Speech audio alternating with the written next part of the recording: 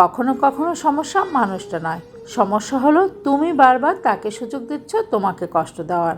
সে তোমাকে অসম্মান করেছে, তোমার বিশ্বাস ভেঙেছে, তোমার অনুভূতিকে গুরুত্ব দেয়নি। তবুও তুমি চুপ থেকেছ, কারণ তুমি ভেবেছ একদিন হয়তো সে বদলে যাবে।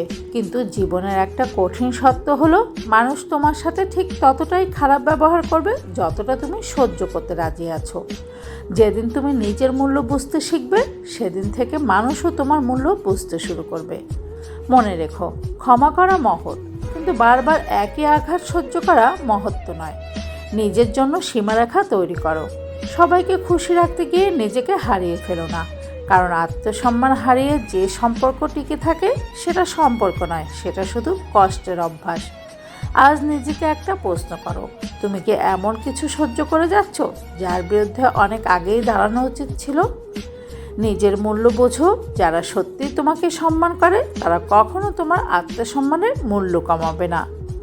বিথিস ওয়ার্ল্ডে জুড়ে থাকার জন্য অনেক অনেক ধন্যবাদ।